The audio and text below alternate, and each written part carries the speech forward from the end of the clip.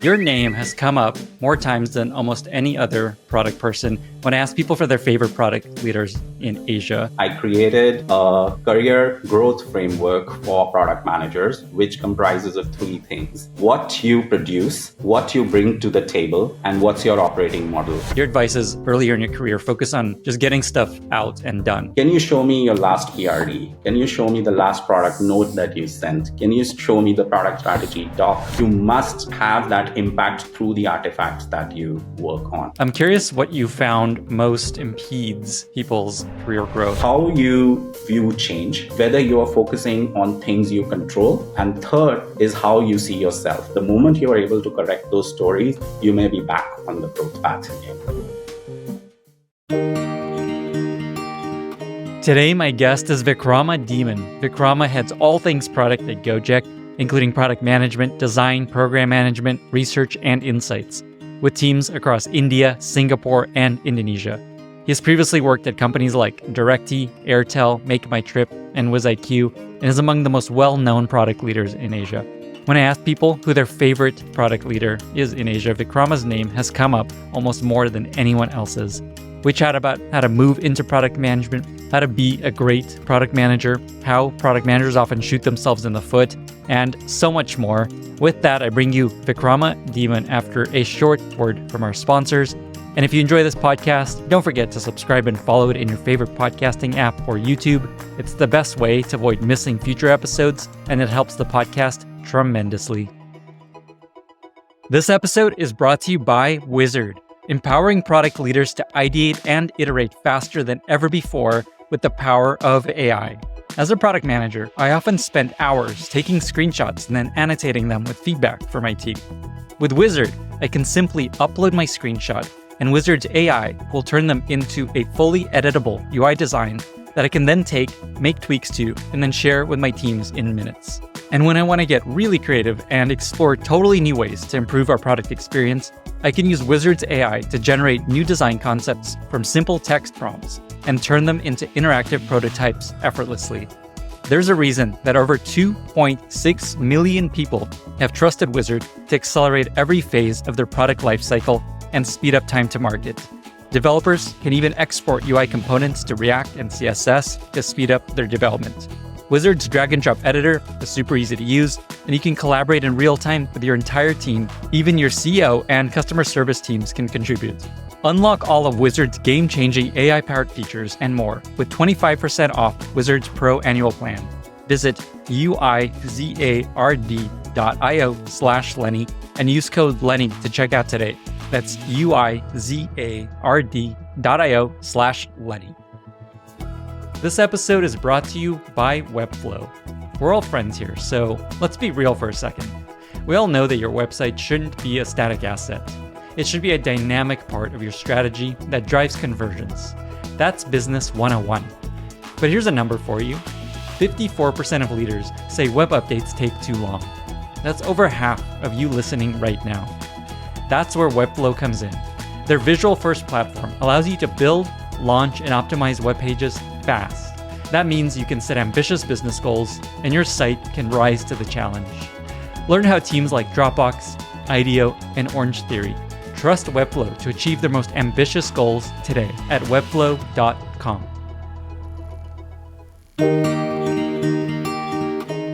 Vikrama, thank you so much for being here and welcome to the podcast.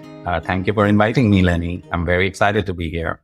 So as you know, and hopefully as listeners know, I'm kind of on this quest to meet the most insightful product leaders from all over the world.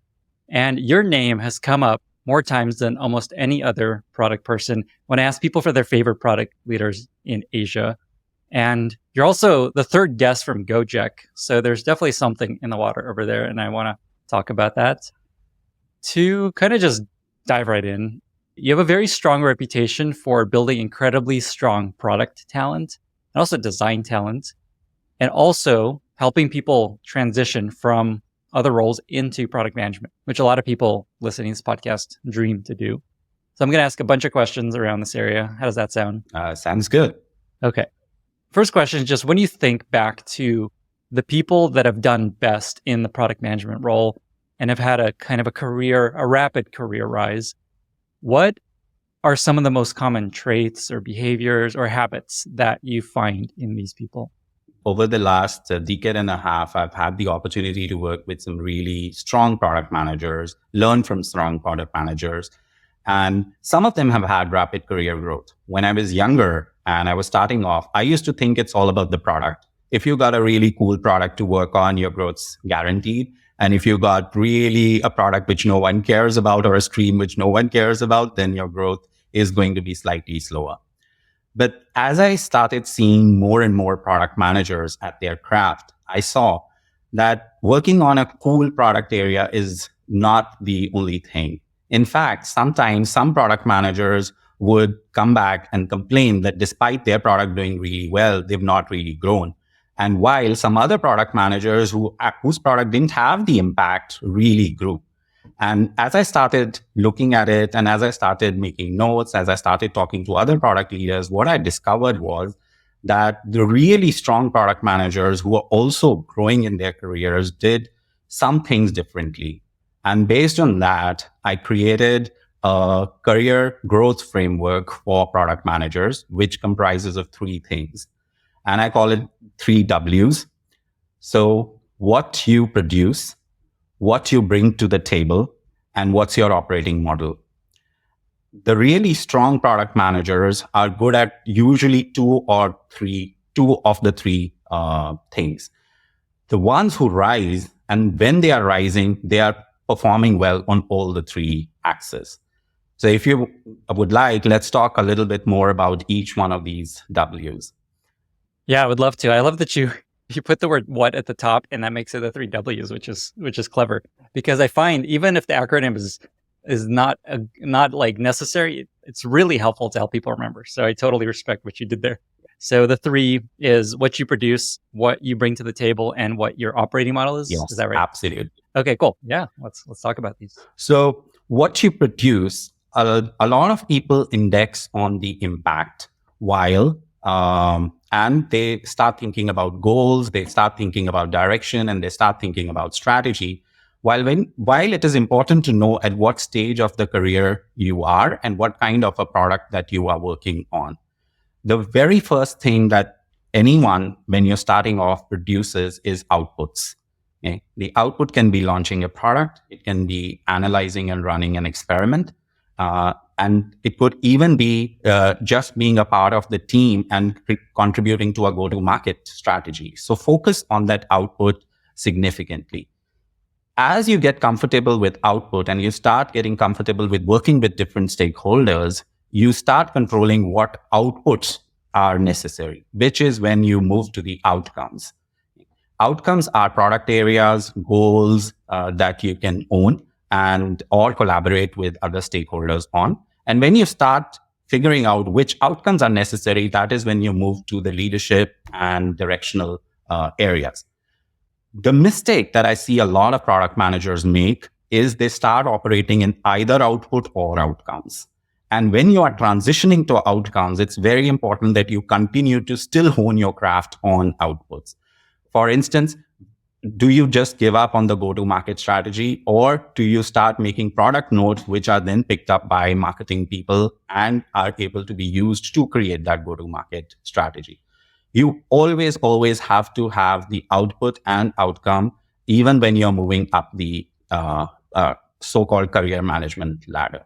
So that is very, very critical, that as you are producing, even when you are at the senior most levels, don't forget your IC roots, don't forget the IC component. And sometimes it is necessary to just pull up your sleeves and go back and keep working on those things. That also gives you a lot of creds with others in the team as well. So highlighting one insight here is that a lot of advice you hear about how to do well in your career, which you pointed out at the beginning here, is it's not immediately drive impact. That's not necessarily what you need to obsess over, which is actually what I recommend to people, is just like find ways to have impact. So this is really interesting.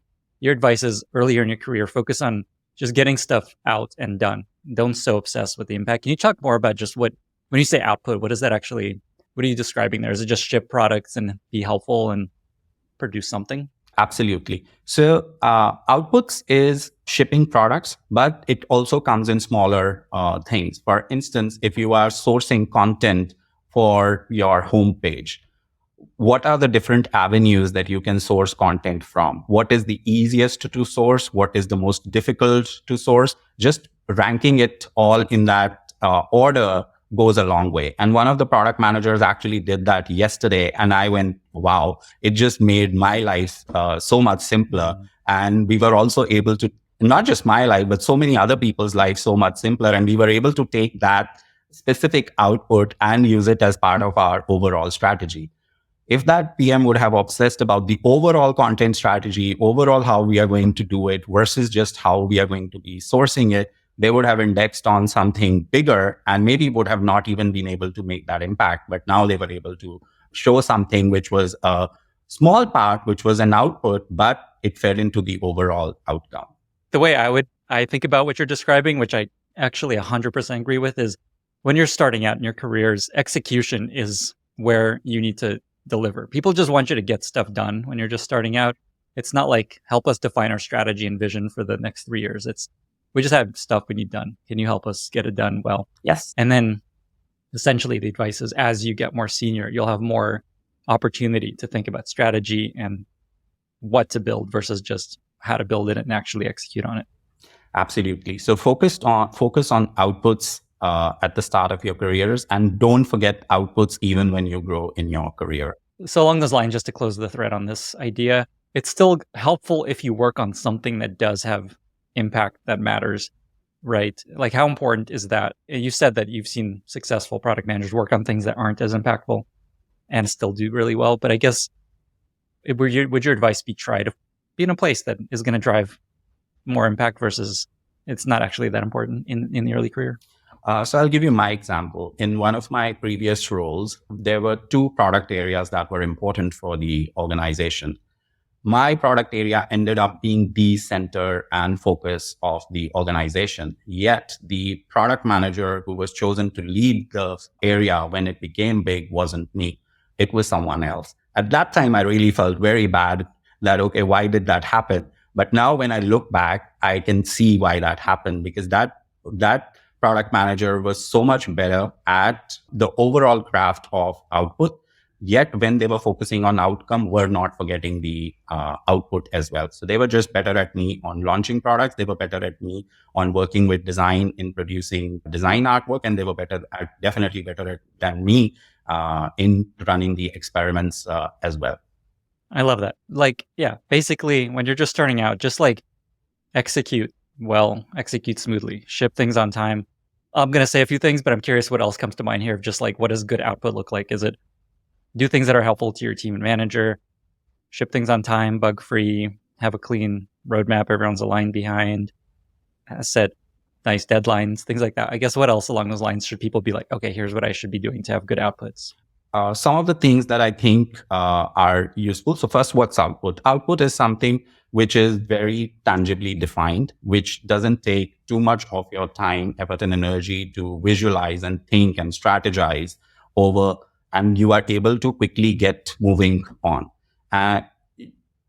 Go and ask your product leader, go and ask other leaders on what are the areas they are blocked on. Sometimes they will be blocked on, hey, I need to prepare this brief for this particular summit. I need to prepare this particular slide for a leadership review.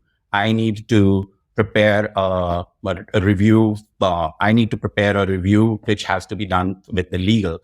You can volunteer and definitely own and deliver the first drafts of those, even if the final draft is not something that you own. That's a simple example of an output, which I feel a lot of people miss because they want to be focusing on the bigger strategic pieces. It's basically be useful. That's the way I always like to talk about this. Just like your job as a PM is be useful.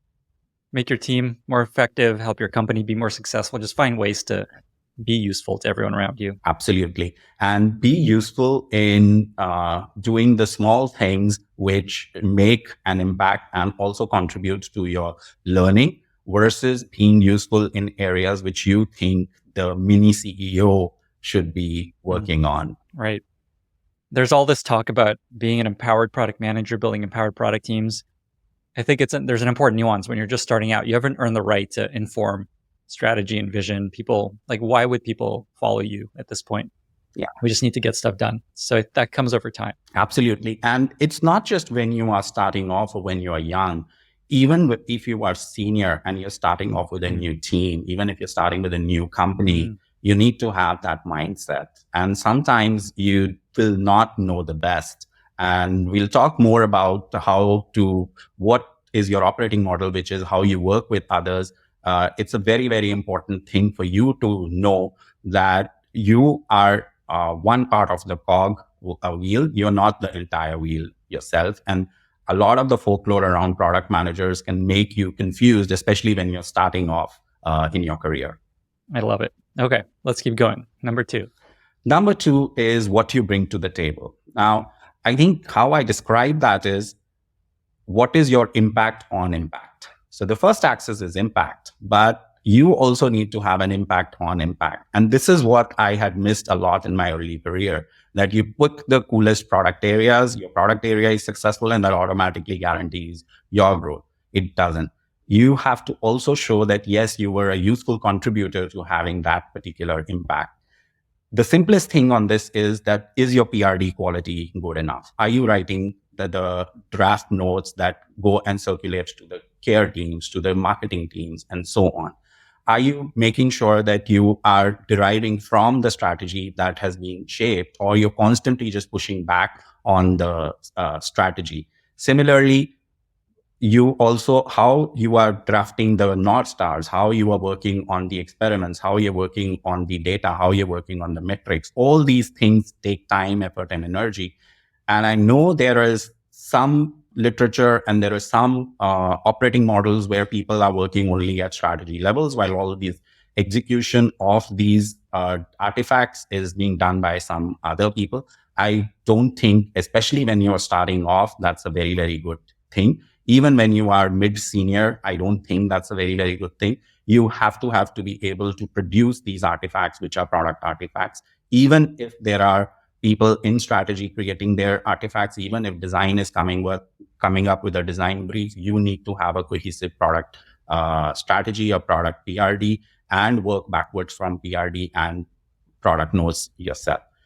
These things are important to show you are progressing on 4 pillars, which is data and metrics, design and research, technology skills, and strategy.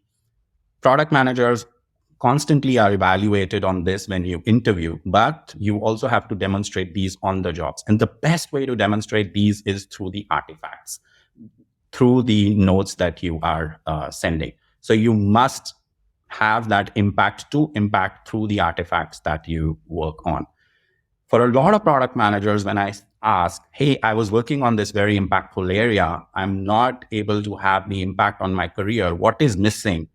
And when I go and ask, can you show me your last PRD? Can you show me the last product note that you sent? Can you show me the product strategy doc that you have collaborated on? Can you show me the brief that you sent to the design team on the problems and the ranking of those problems?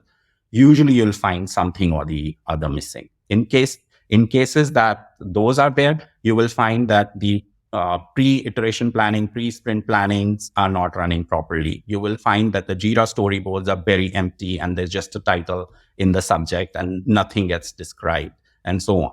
So you'll miss all these pieces. So these are the things which you bring to the table. And it's very, very important that you work on these aspects as well.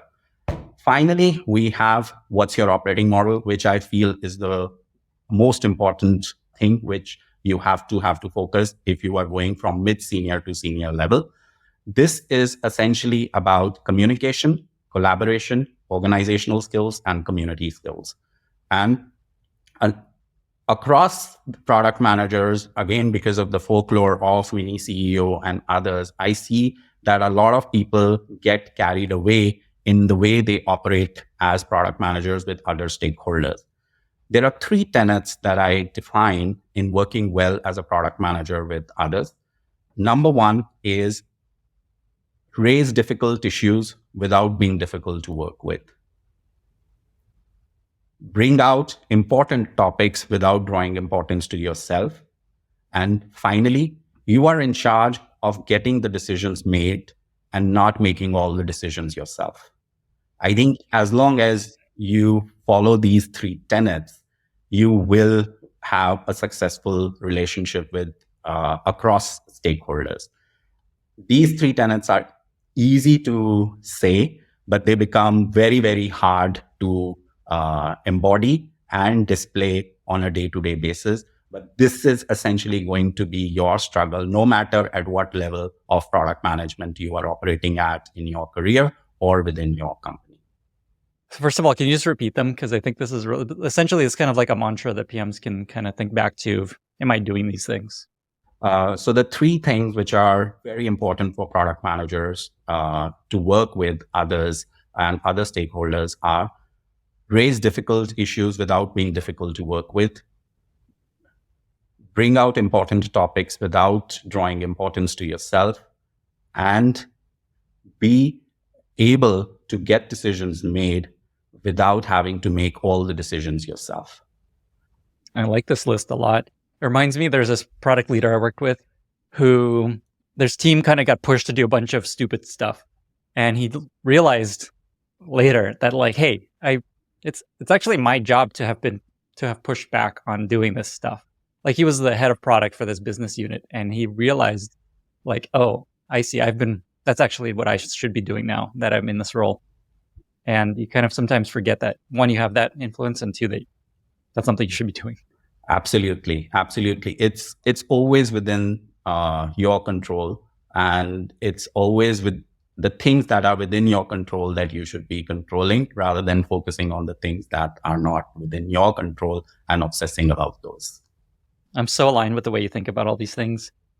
Coming back to the second, actually, just to give people something they can do with this trait. So the way I think about what you described, and correct me if I'm misinterpreting it, is there's like a detail-orientedness, high-qualityness to the way that you should be crafting all the documents / artifacts you're creating, your one-pagers / PRDs, your roadmaps, your strategy docs.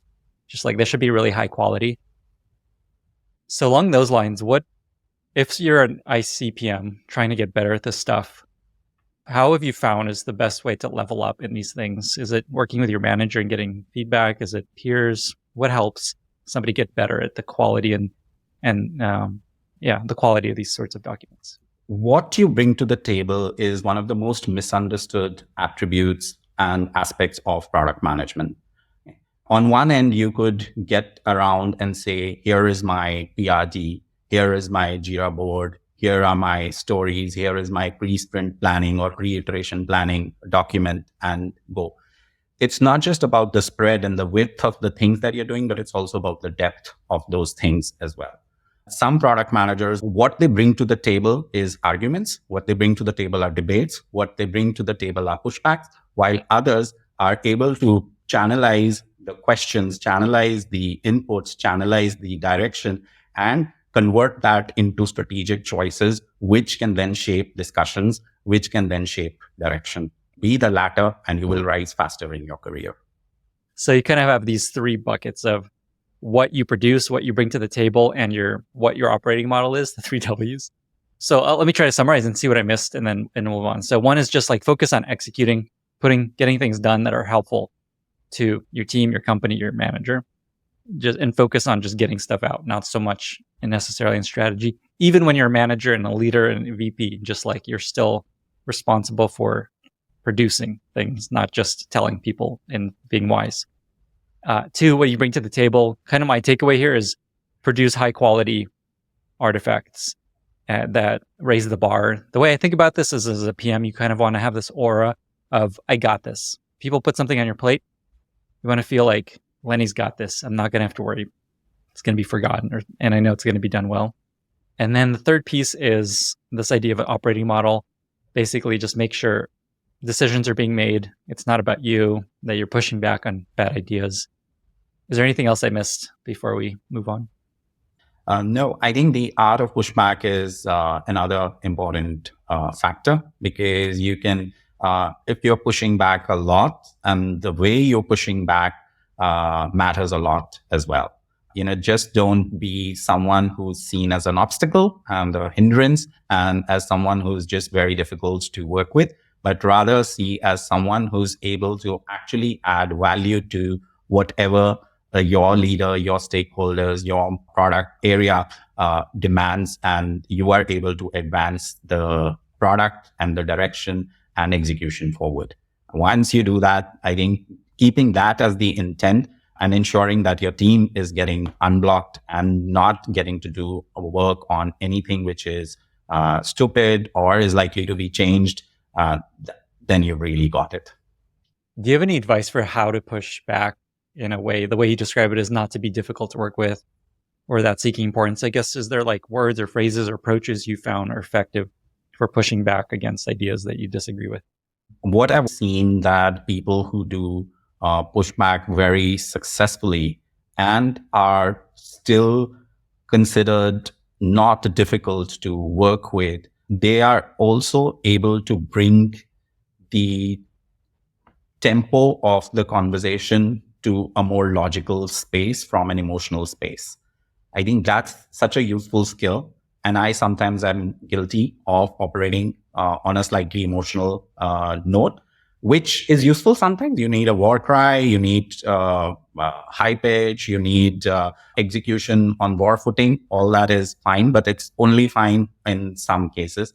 In other cases, it's always very important that you're able to bring it down to the logical space so that a logical and a little more equal footing of the discussion can happen.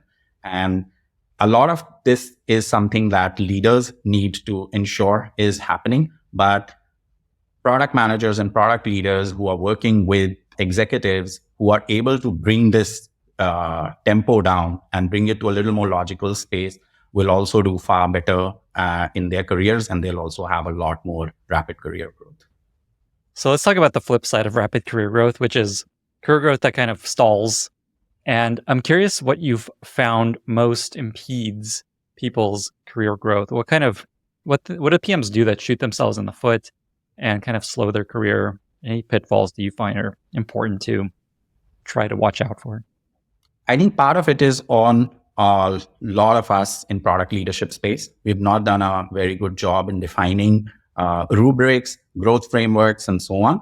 But even in places where growth frameworks exist, like 3Ws, what I've seen is that 3 mindset shifts and changes can enable faster growth. But if those mindset and changes also can hinder your growth, right? So the first thing is whether you are focusing on things you control or whether you're focusing on things that are beyond your control. Second, what's your relationship with change? And third is how you see yourself. The third is very, very powerful, and we'll talk about that as well. The first is what you control. If you drew an axis of what you control and what you cannot control, as you're starting your career, most of the work that you're doing is in what you control, right? You're very obsessed with feedback. You're very obsessed with, okay, can I do this? Can I do this? I'll probably not do this. I'll probably do this, and so on. You're not worrying about the overall corporate strategy. You're not looking at, what the competitors are doing, what is their market cap and all those things. You're focused a lot on your craft. You're focused on a lot on your output, and you're focused on how you are growing. As you start becoming mid-senior, I see the conversation shifts from what can I do? How am I learning? How am I growing? To why is the organization not doing this for me? Why can that stakeholder not change this thing about themselves? Why do I not get to work on projects like this? Things which start going outside your control. And it is very, very important that you keep your focus, no matter what stage of career you get, into what you can control. And again, it's easy to say that everything in universe should be in your control. It doesn't happen like that. But a large number of things that impact your career are within your control. And go back to the 3 Ws that we spoke about: what you work on, what you produce, what do you bring to the table, and what's your operating model. And there is tons to do on data, tons to do on technology, tons to do on communication, collaboration, design and research, strategy, and community. And you can spend years and years and years crafting those things. Focus on those things, growth will happen at every single stage. The second aspect of it is your relationship with change. Again, when you are younger, when you're starting off, rate of change is crazy. You are growing almost every 6 months. You are picking up skills in experimentation. You're picking up skills in how to analyze. You're picking up skills in how to work with different kind of stakeholders. And since the rate of change of your skills is high, your rate of growth is also high.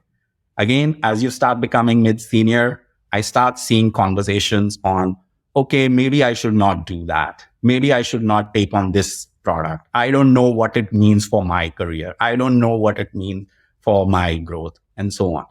So your rate of change slows down. So it's very important that as you get to mid-senior level, you are constantly checking on what you can do to keep increasing your rate of change.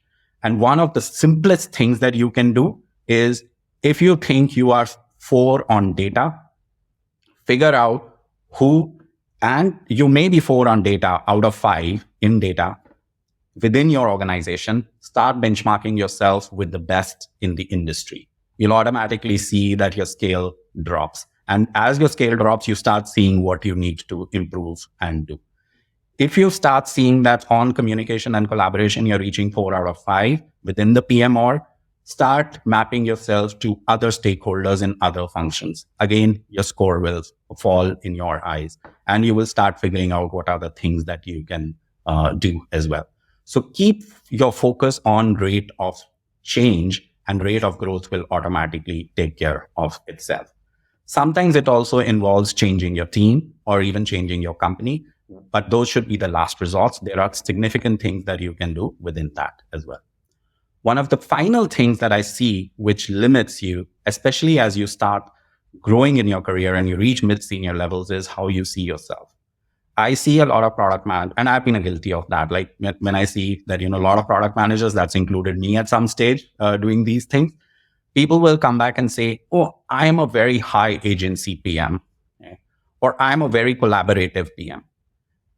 Earlier on, I used to think that, okay, I need to give this kind of work to these product managers. I need to fit them with these kind of teams, these kind of work areas, these kind of opportunities. But then I started understanding these things are not just signaling, they are also anti-signaling.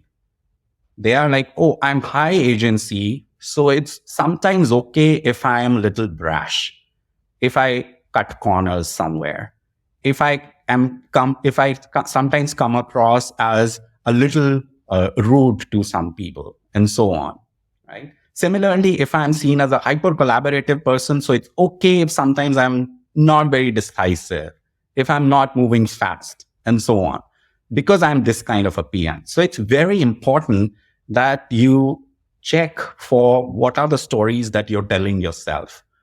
Because those stories are defining you at a basic level, which is then very hard to correct through frameworks and structures. So you figure out what is the story that you are telling yourself. If you are not able to figure that out, talk to the people you trust so that they can tell you that as well, and then correct those stories. And the moment you are able to correct those stories, you may be back on the growth path again. Wow, there's so much meat and wisdom in what you just shared. I want to go in so many different directions. Maybe just to follow on this last thread, did you go through something like that yourself, where you have this sense of yourself that kind of hindered you? Okay, awesome. You're nodding your head if you're not on YouTube. Can you share that? Yeah. So I'll give an example of when I joined Gojek. The very first thing that I learned in my career was SQL and Oracle. And I was very proud of the fact that my data skills are awesome. And I know several frameworks and I know several tools and so on.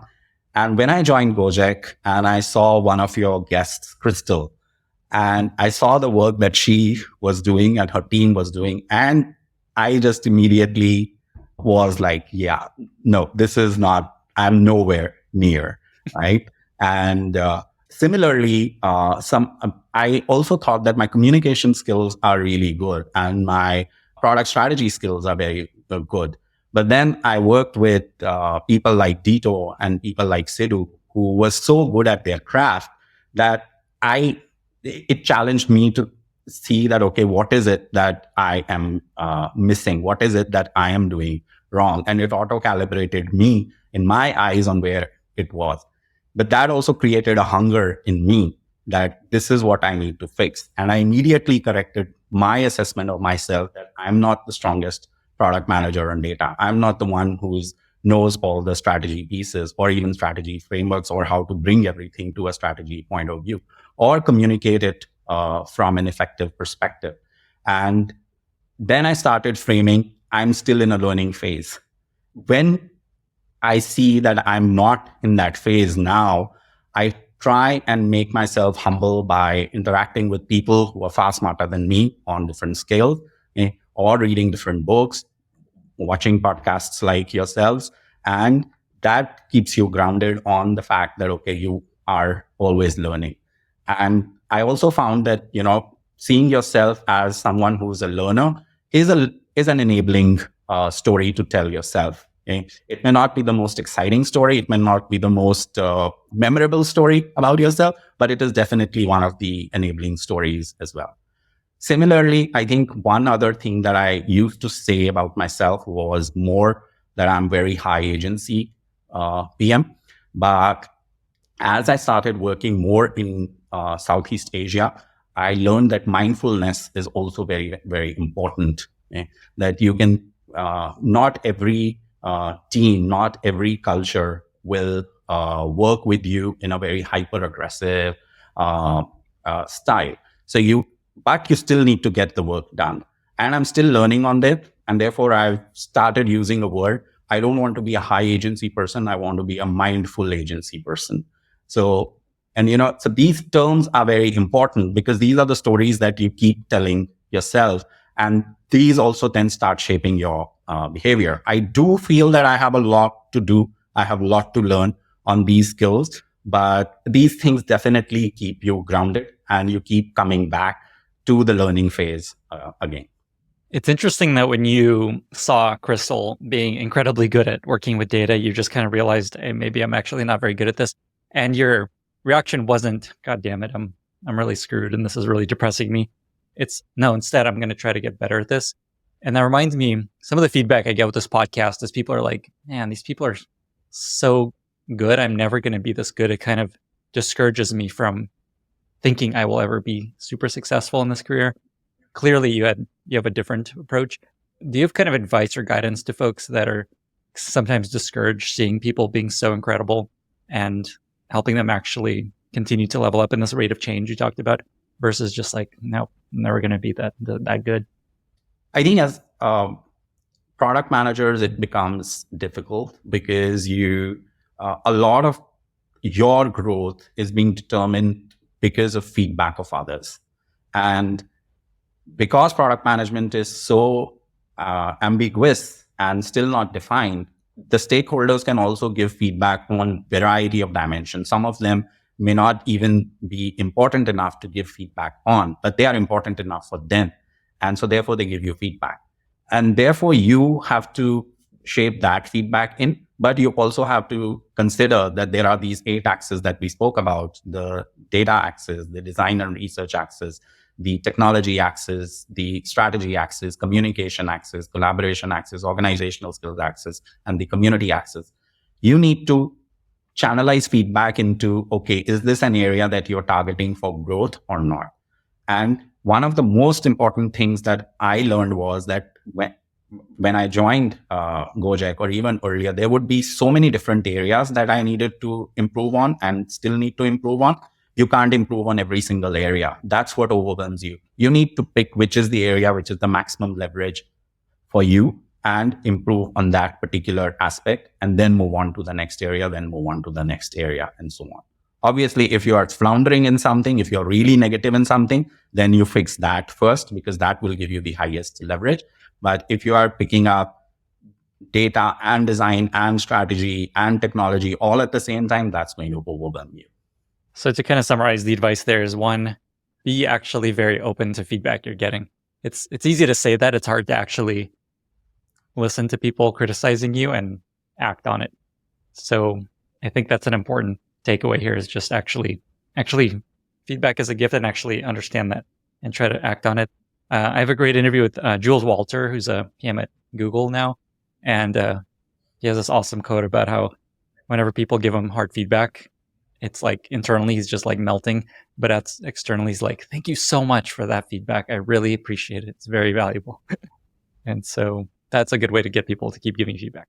Okay. And then the other piece of advice you just shared there is pick a focus area. Like, say you're getting all this feedback, your strategy isn't amazing, your PRDs aren't great. Just like find one thing to focus on. And is there like, I don't know, do you try to do like some a quarter, some a year? Do you have kind of a heuristic of like how long to spend on one thing? So different skills take different time, and how you are progressing also depends a lot as well. For skills which are softer in nature, like communication and collaboration and community, those are skills that you will work on all your life. You'll never achieve anywhere near to a 5 on 5 on those ever. There'll always be something that you will miss. There will always be a new context. There'll always be a new set of stakeholders, new company cultures that you have to adapt to. For others, you have to see that what gives you the maximum leverage in your career. When you're starting off, my recommendation is that you pick between data and tech one, and definitely one on design and research and strategy. So usually that's the combo that I recommend. My advice is, if you're coming from design and research background, then you pick data or tech. If you're coming from a data or tech background, then you pick design and research. And that gives you the maximum leverage, because that's a skill that you will necessarily not have developed over the years. Once you've demonstrated on 2 of these 3, between data, tech, and design and research, then you start focusing on strategy. We've had great success at Gojek in transitioning a lot of product managers, especially in Indonesia, using this framework. And it's produced a lot of good product managers for us. Well, let's actually follow that thread. That's really interesting.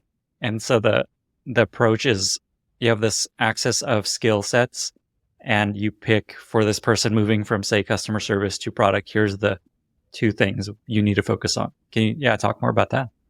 Yeah. For instance, we recently had 2 PMs, one who came from a growth background, which is actually Crystal's team, and one from a research background. And with both of them, we use very different tactics. So we gave one a finding driver redesign, which was very much a very design focused product, but it also we still had them leverage their data skills, because we were able to create a PRD with incredible amount of data on exactly what different segments of customers were doing.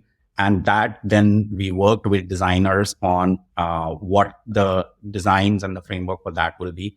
And even now, Lenny, if you will come and see our finding driver redesign next time you are in Asia, it's a piece of art, and if you would see that was work done by a product manager who actually came from a growth and data background, that makes it even more special.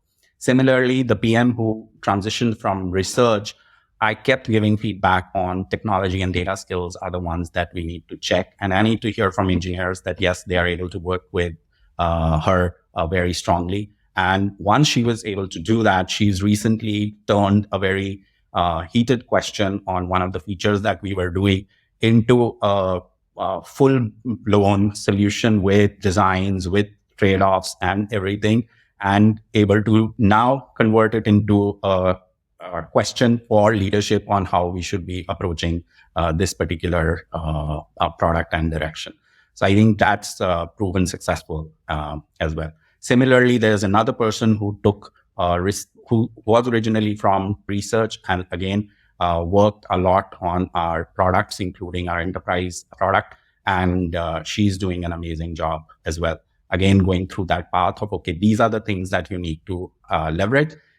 The only watch out is that it doesn't work out always. In some cases, some PMs will pick these things up fast, and it also makes a big difference if you are transitioning when you are slightly younger in your career. If you are already senior in a function and then you are transitioning, sometimes it can take a lot of time in transitioning. and picking up those skills.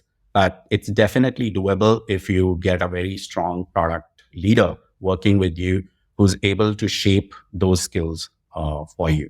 And so it's sometimes okay to go a little slow when you're transitioning so that you're able to go faster later rather than getting faster somewhere and then being stuck there for a while. This episode is brought to you by Coda, and I mean that literally. I use Coda every day to help me plan each episode of this very podcast.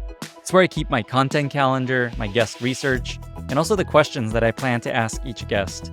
Also, during the recording itself, I have a Coda page up to remind myself what I want to talk about. Coda is an all-in-one platform that combines the best of documents, spreadsheets, and apps to help you and your team get more done. Now is the perfect time to get started with Coda, especially its extensive planning capabilities. With Coda, you can stay aligned and ship faster by managing your planning cycles in one location. You can set and measure OKRs with full visibility across teams and stakeholders. You can map dependencies, create progress visualizations, and identify risk areas. Plus, you can access hundreds of pressure-tested templates for everything from roadmap strategy to final decision-making to PRDs. If you want a platform that empowers your team to strategize, plan, and track goals together, you can get started with Coda today for free. And if you want to see for yourself why product teams at high-growth companies like Pinterest, Figma, and Qualtrics run on Coda, take advantage of this special limited-time offer just for startups.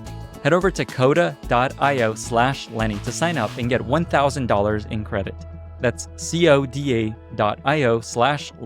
to sign up and get $1,000 in credit. coda.io/Lenny.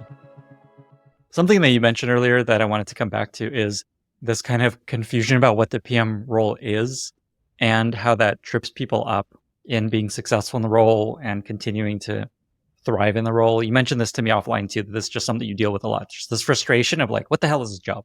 What am I actually responsible for? What am I not? What do you find is helpful in helping people work through that, get past that, not make that a big blocker in their career, not knowing exactly what the PM role is?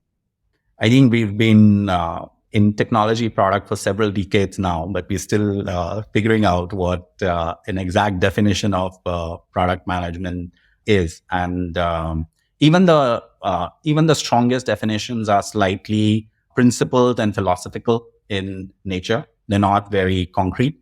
And that also means that different technology companies have gone through different journeys and they've defined the roles very, very differently. And even within a very large company, you will see that different teams, different divisions are approaching the roles very, very differently as well. And on top of that, what that does is that not only internally, the product managers are figuring this out, their managers, their leaders are figuring these things out for them, but the other stakeholders who have to work with these product managers are also confused and they don't know what to expect. And the number one question I get from stakeholders is a product manager expected to do this? Because they also don't know, okay, is this expected from a product manager or not? And my general answer to that is, if this is something which is blocking the progress on the product, then yes, the product manager should work on that. Okay? And but that works if the product managers have had some training and they have had some training in working with different stakeholders and they've had something on the job. What I've figured out is that there are certain functions and there are certain disciplines which you can't define, but you can only become better at with practice. Okay? For instance, what is an actor or what is a dancer, right? So these are things that you will get better at as you become skilled at it. And earlier, these things used to be looked at as something which is very artistic, only the people who are talented or only specific kind of people can do it. But now each one of those has become method and frameworks as well. So there are courses on filmmaking, there are courses on acting, there are courses on dancing and so on. And similarly, product management is kind of that space as well. So you have to understand there's an art to it and there's a science to it, but you can use the science to figure out the art. So that's the philosophical side of it. The second side of it is what we spoke about earlier, that instead of figuring out what is product management, figure out what's your contribution, what's your output, and figure out, are you contributing on these axes, on data, on design, on technology and on strategy. And one of my favorite things is that if you created these 4 circles of strategy, of technology, of design, and of data, and you created a product management circle which encircles each one of these, so you are the only discipline which is the co-collaborator for all of these disciplines and tying all these things out. So it's not about you standing alone. It's you always collaborating and pairing with someone else, but you are the only one who's pairing with everyone else. And therefore you have that unique insight, which no one else in the team will have. That role can be played by someone else. It doesn't necessarily need to be called a product manager, but if you are being called that product manager, you figure out that that's the time piece that you are. And you are, when you are added to the team, you must bring the team's overall contribution, overall energy, and overall output up and not down. I love that. Something I always tell people is like the PM doesn't necessarily have the magical skills other team members don't have. It's that they don't also have another job. Like engineers may do a great job at being the PM. They just also have to build and code. And they don't have time to do all the things that a PM has to do. And a designer is in the same way, a researcher, a data person. And so oftentimes that's just like, there's this person that has the time to do all these glue work things between teams. And, the great PMs also are very good at these skills that help you do these things, but it doesn't mean other people can't do them. You see yourself as playing a role and not your title and not your function. And that just clarifies a lot of things for people. And different people will play different roles. And depending on the kind of a PM you are you in a specific domain or you are slightly generalist? The role that you will be playing in different teams can be different. And the variety of roles that you can play makes you a better product manager. I love that. You've mentioned these kind of like 4-axis attributes of great product managers, of all product managers. Let's just spend a little time here. So you say basically the things you need to be doing and good at: data, design/research, technology, strategy. And then you also mentioned collaboration and communication, maybe organizational skills and community. I think those are very, very important because one of the things which one of the product managers who works with me continues to say, and I really plus on that a lot, is that product manager is your community enabler in the team, in the organization. And that community is the softer aspect which ties everyone together towards a common mission of delivering an output. And that, I think, is a very, very important goal in today's context, especially for teams which are becoming more remote or teams where people are not co-located or they're distributed. That community aspect becomes a very, very important part that product managers need to focus on and bring and channelize as well. So let's just quickly describe each of these attributes. I imagine people might be thinking, okay, what should I get better at as a PM? And this is an awesome list. Each company has their own career ladders and attributes and things like that, but a lot of companies don't. So I think for people that are trying to figure out where do I need to get better? I think this is a really cool list. Can you just maybe give just like a sentence explanation of each of these attributes and skill sets that a PM needs?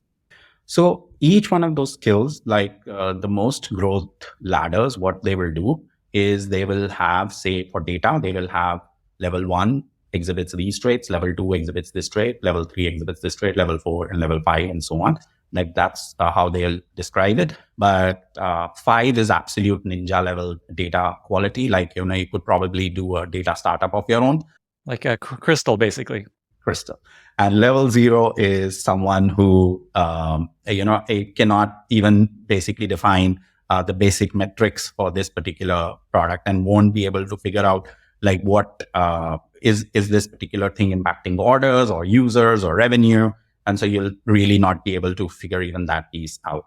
Similarly, on design and research, it's for product managers, we focus a lot more on problems. and are you able to identify problems from a user's perspective? That's at level 0. And level 5 will be somebody who's able to define the user problems, but is also able to tie them to business goals as well. So that makes it the holistic. Similarly, on technology, it's one of the skills which is relatively easier to define, where you don't have any tech understanding. Like if somebody asked you what is HTTP or API or internet, and you'll be like, okay, I don't know what it is. And while on the other end, you are able to have deep debates and would probably write technology design documents yourself as well. I think sometimes people get confused between data science, and in different organizations, I see data science bucketed either in data or in technology. Either is fine as long as you are clear on what your organization's framework is. Similarly, then there is strategy. Strategy is, I think, another area in product management which gets very confusing, because there is obviously corporate strategy, there is business strategy, there is pricing strategy, there's strategy everywhere. Product strategy for me is where you are able to define that while somebody defines that this is the mountain that you're going to climb, but okay, how are you going to climb that mountain is basically the product strategy piece. Yeah, so you are not in charge of, okay, are you focused on growth? Are you focused on revenue? Are you focused on profitability? That's someone's choice. Are you going to pick this country? Are you going to pick that country? But once that is picked, what are the user segments that you're going to focus on? What are the needs of those user segments? How are we going to figure out what the right product for them will be? What is the order in which we are going to work on that? That whole piece of product strategy is with the product managers. And again, in the first case, you are basically going to rely on everyone to tell you, do this, do this, do this. In second, and in the level 5 cases, you are able to articulate a very coherent product strategy at a broad level as well. Amazing. Thanks for sharing that. I think for people that are trying to craft career ladder for product managers, this could help inform the way they think about this. By the way, when we mentioned Crystal, for folks that have no idea what we're talking about, she was early head of growth at Gojek back in the day. She was a previous guest on the podcast. I always forget how to pronounce her last name exactly, but I think it's Wajia, Crystal Wajia. Vijaya. Okay, great. Going in a different direction, we're going to move to Contrarian Corner. I'm curious if there's anything that you believe that other people wouldn't agree with, or generally just don't believe. I used to think intent is the most important thing, right? And when I was starting off, that used to be the advice that, as long as your intent is right, even if some of your words are not landing, even if some of the comms are not landing, that will work out. What I've seen is that it's not enough. Your actions, your behavior, and the way you communicate, the way you collaborate, that also has to communicate and show who you are as well. So intent is not enough. And that's a thing which I think a lot of people in my age group just don't get. But people who are slightly starting off their career, it resonates well with them. Second thing, I think, where I feel that it's become, I don't know, is it contrarian or it's become politically incorrect, is that you still need to put in the effort, and a number of hours is effort. And I think that's one thing which has become very politically incorrect to say over the years. When I was younger, it was the norm that yes, you will have to put in the effort, you will have to put in the hours to grow and improve your skills. And it's not even about your growth in the company, it's just your own growth. You have to spend the time, effort, and energy into growing. I think a lot of that is getting lost in the debates between complete workaholism and just being not very serious about your growth at all. So I think those are the two that I find myself having to explain myself again and again, and why I feel this way. I completely agree with that. I find a hugely strong correlation between hours you put into the work you do and success. And I think there's been kind of return to, okay, working hard is really important and you shouldn't be afraid of promoting working really hard. So we've actually gone through everything that I wanted to ask you. Before we get to our very exciting lightning round, is there anything else you wanted to share, or is there anything you want to leave listeners with? No, I think it has been great talking to. I hope it was useful to people. I've tried to keep it real and but also in takeaway format. And if there are any questions that you have that I feel I have not answered, I'm happy to answer them. Okay, amazing. We'll have people post in the comments if there's anything else they would love to ask you. With that, we've reached our very exciting lightning round. Are you ready? Yes. First question. What are 2 or 3 books that you've recommended most to other people? The first book is a book which I feel is not quoted enough in product management community, is a book called Small Data by Martin Lindstrom. This is a person who was an advertiser, a marketeer, who would go and make campaigns for big brands in different countries.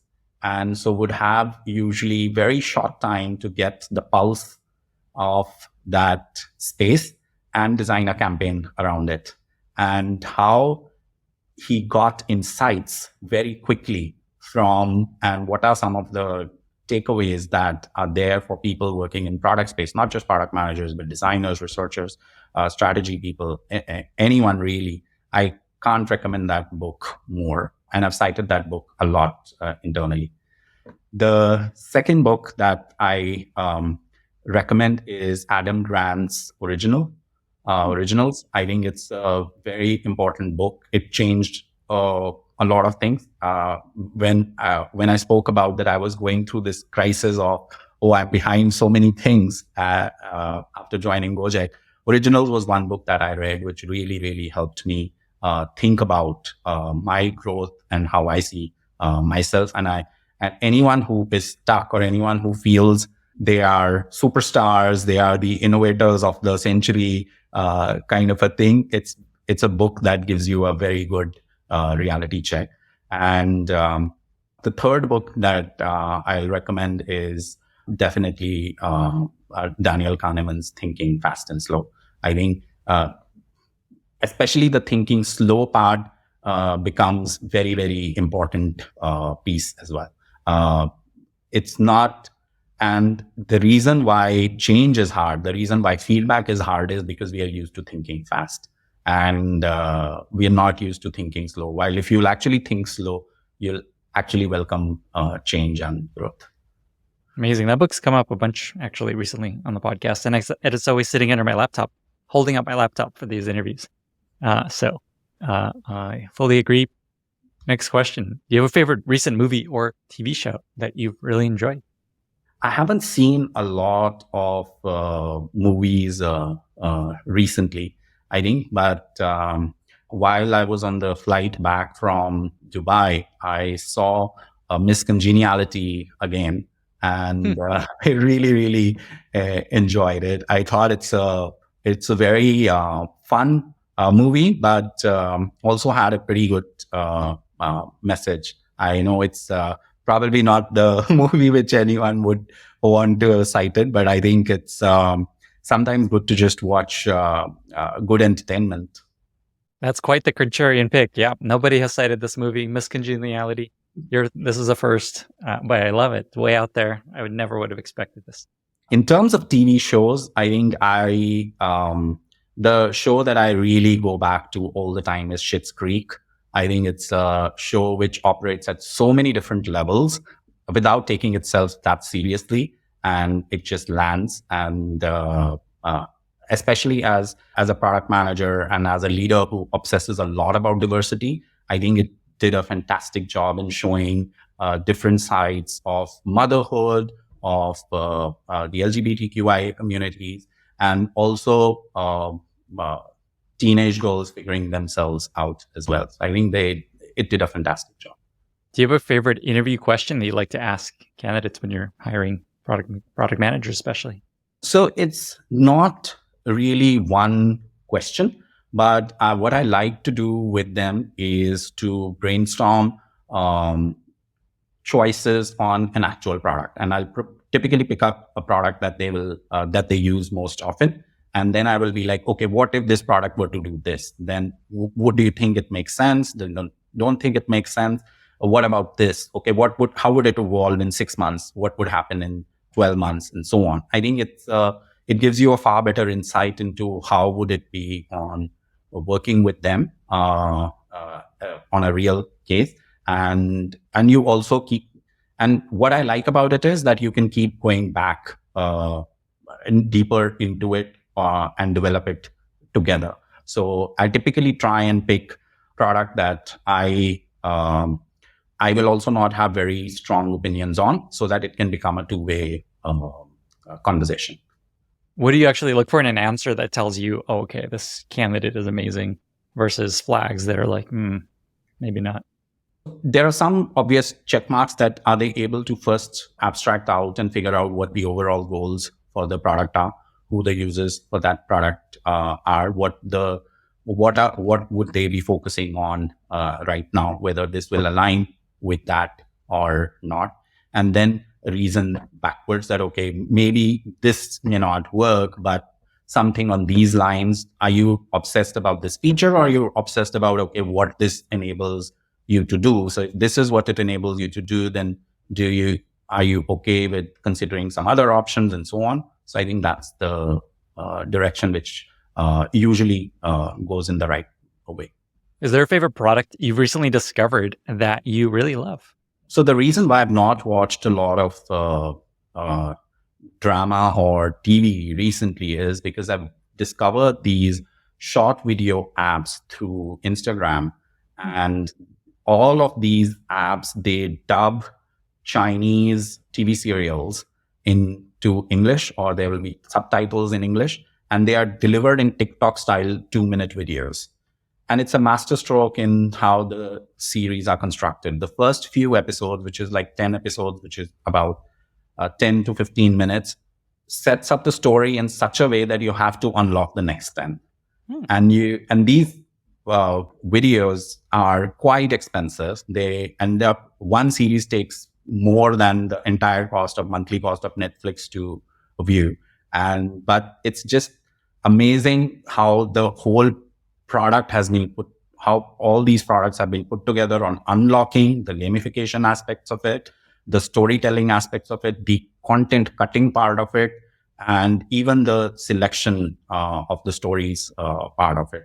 And what I'm told is that once I've learned about it, I've also been reading about it. There are actually companies which are able to give you tools where you can construct this app yourself, and multiple people 2 people, 3 people, companies are churning these out and earning a lot of profit from it as well. What is this called for people that want to check this out? So you can start with Drama Box, you can start with Short Reels and so on. And there are multiple of these. And those of you who are very familiar with TikTok, you would have seen that some of these show you the first 10 episodes on TikTok, and then they take you to their app to view the rest. Wow. I love so many unusual, contrarian pieces of advice here. I love it. 2 more questions. Do you have a favorite life motto that you often come back to, share with friends or family, either in work or in life? For me, the most important thing has been that I started my career very late in tech. I was already 25. For the first several years, I worked in a small tier 2 town in India. I came to Delhi only in 2013, and I joined Gojek in 2018. I think I've done reasonably well for myself. So it's never late to do or what you want to do and what you want to be. I think that's the thing that I really, really believe in, and I also advise in, especially as the world is aging and a lot of people are thinking about it. I would say that, it's not too late ever. You can be and do what you want right now. So good. It's not too late. I really, really like that advice. My wife is an illustrator designer. She has a book that she put out called Am I Overthinking This? It's in my background somewhere there. And she has a chart that communicates that exact message in a really cute way. And we'll try to link to it in the show notes. Final question. You live in Singapore. I know you travel a lot, but if someone were to come to Singapore, is there a food that you think they need to try that's unique to Singapore? There are multiple. So Singapore is a melting pot of different cultures. There are 4 official languages. And the only thing I will advise is, depending on your taste buds, whatever you want to do, you should go and visit a hawker center. And it's an amazing experience in itself. And those of you who've seen Crazy Rich Asians, the first thing they do when they land in Singapore is go to the hawker center. So it's an experience of its kind. And if you are looking for a specific recommendation, go to Lau Pa Sat. If you are a fan of Indian, you'll get that. If you're a fan of Malay cuisine, you'll get that. If you're a fan of Singaporean Chinese, you'll get that. And so you pick what works for you. I love that. Vikrama, I feel like we've produced both a lot of output and we're going to have really great outcomes from our conversation. Thank you so much for being here. 2 final questions. Where can folks find you online if they want to reach out and follow up on any of the stuff we talked about? And how can listeners be useful to you? Thank you, Lenny. It's been great talking to you as well. Hopefully this turns out well. You can reach out to me either on LinkedIn, Vikrama Dhiman, or you can reach out on Twitter. Twitter works better. And the listeners can be useful to me by just sharing whatever they feel. And I continuously follow a lot of people who are not yet famous. Just tell me what your story is. Just tell me what you are working on. And as long as you are passionate about it, I will try and find time. Maybe I cannot talk to everyone, but I'll definitely try and find to chat with you and listen out and support or connect you to someone who can help you, who can help support you. That's a very generous offer. I think a lot of people are going to take you up on that. Vikrama, thank you so much for being here. Thank you so much, Lenny. Bye, everyone. Thank you so much for listening. If you found this valuable, you can subscribe to the show on Apple Podcasts, Spotify, or your favorite podcast app. Also, please consider giving us a rating or leaving a review, as that really helps other listeners find the podcast. You can find all past episodes or learn more about the show at lennyspodcast.com. See you in the next episode.